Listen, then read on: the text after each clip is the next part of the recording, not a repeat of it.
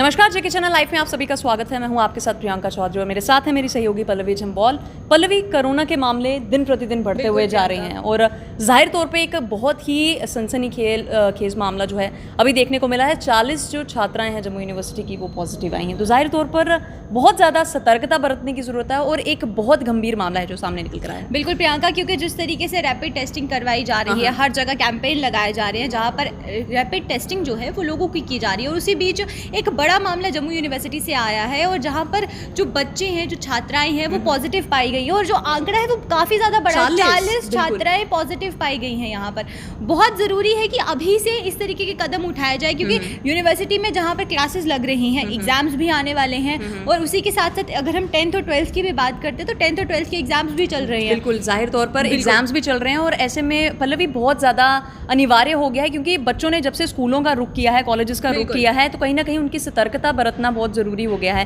क्योंकि घर पे उनके पेरेंट्स उनका ध्यान रखते थे। स्कूल प्रशासन और कॉलेज कमेटी पर भी कहीं ना कहीं सवालिया निशान उठते हुए नजर आ रहे हैं, लेकिन जो अभी का मामला सामने निकल कर आया है और 40 का आंकड़ा, और ये तो सिर्फ पता चला है अभी बीच का। बिल्कुल प्रियंका, क्योंकि अगर हम पूरे हॉस्टल की संख्या की बात करते हैं तो 300 से 400 तक लड़कियां जो है वो उस पूरे हॉस्टल में रहती है। तो यहाँ पर जो खतरा है वो ना सिर्फ उनके जान को है बल्कि जो उनके साथ रहती हैं लड़कियां उनको भी होगा। कोरोना संक्रमण तेजी से फैलता जाएगा, तो यहाँ पर बहुत ज्यादा जरूरत है क्योंकि जहाँ यूनिवर्सिटी की भी बात करें वहीं हॉस्टल यूनिवर्सिटी का जो है वहाँ पर ये केसेस सामने आए हैं। तो वो लड़कियां साथ रहती हैं, साथ खाती हैं और किन किन के संपर्क में वो आई होंगी क्योंकि उन्होंने कहीं ना कहीं यूनिवर्सिटी का रुख किया और आए दिन बच्चे जो हैं वो धनवंतरी का रुख कर रहे हैं, वहाँ पे लाइब्रेरी पढ़ने जाते हैं क्योंकि कहीं ना कहीं सब समझ रहे हैं कि अब उनके एग्जाम्स उनके चरम पर हैं, आने वाले हैं। तो सब एक चेन प्रोसेस जो है मुझे लगता है पल्लवी बनती हुई नजर आ रही है क्योंकि जो 40 बच्चे पॉजिटिव आए हैं कहीं ना कहीं एक गंभीर जो है सनसनी जो है वो फैलती हुई नजर आ रही है। और अगर उन्हीं के लिए बात करें तो कहीं ना कहीं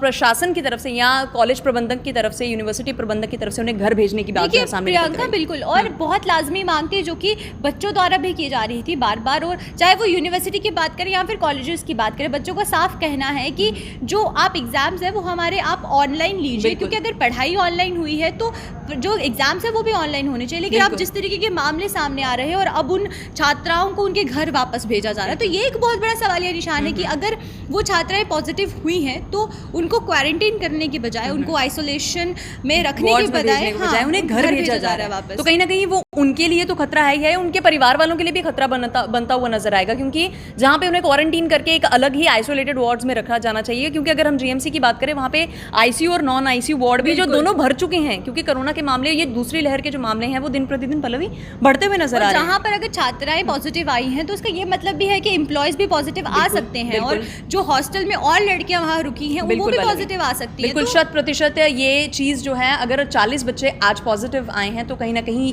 मामला और ज्यादा गंभीर होता हुआ नजर आए क्योंकि उन 40 की पुष्टि तो हुई है, बाकी जो हैं उनकी पुष्टि होगी कि नहीं होगी वो किन किन के संपर्क में आएंगे। टेस्टिंग वहाँ पर चल रही है और अभी कोई पता नहीं है प्रियंका कि कितने और मामले सामने आते हैं शहर के और कौन कौन से इलाके ऐसे हैं जहाँ से मामले सामने आएंगे क्योंकि लगातार रैपिड टेस्टिंग चल रही है, हर जगह जाकर जो है टेस्ट किए जा रहे हैं। तो बहुत ज़रूरी है कि लोग भी सतर्कता बरतें और साथ ही साथ अगर इस तरीके के मामले कोई सामने आते हैं तो वो भी जो है प्रॉपर तरीके से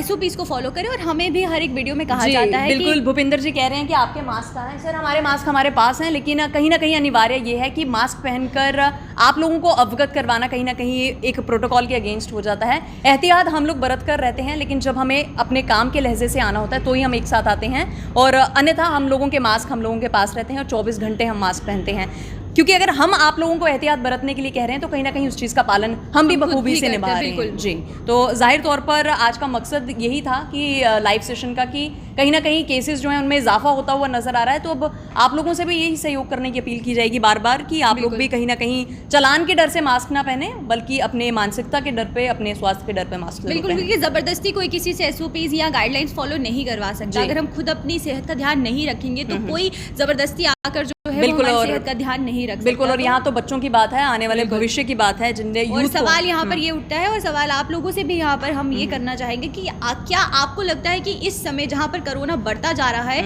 उस बीच कॉलेज खोलना और यूनिवर्सिटी खुली रखना कितना बड़ा खतरा है कोरोना के लिए, क्योंकि संक्रमण जिस तरीके से तेजी से फैलता जा रहा है। तो यहाँ पर बहुत ज़रूरी है कि सरकार पहले से ही एहतियात बरतना शुरू कर दे। ऐसा ना हो कि आने वाले समय में हमें ये देखने को मिला कि हर एक कॉलेज से जो है केसेस सामने आएंगे, क्योंकि अगर हम साइंस कॉलेज की बात करते हैं प्रियंका, तो उसको माइक्रो कंटेनमेंट जोन में तब्दील कर दिया गया है, वहाँ से इतने केसेस सामने आए। वो पूरा इलाका जो है वो कहीं ना कहीं अब सैनिटाइज होने की कगार पे है, आसपास की दुकानें जो हैं, तो कई लोगों के रोजगार पर इसकी जो मार पड़ती हुई नजर आ रही है। हम सब अवेयर हैं कि 2020 हमने कैसे निकाला है, और अब 21 में अगर कहीं ना कहीं हम लोगों से सिर्फ मास्क पहनने की या 2 गज की दूरी रखने की एहतियात बरतने की अपील की जा रही है, तो कहीं ना कहीं उसका पालन करना हमारे हाथों में ही है। बिल्कुल, और आप लोगों को हम जाते जाते बोलेंगे कि SOPs को फॉलो करें और साथ ही साथ गाइडलाइंस को भी फॉलो करें, और हम अपने मास्क जो है अपने साथ ही कैरी करके रखते हैं, क्योंकि वॉइस का थोड़ा इशू आता है मास्क पहनने के बाद, तो इसीलिए हम लोग मास्क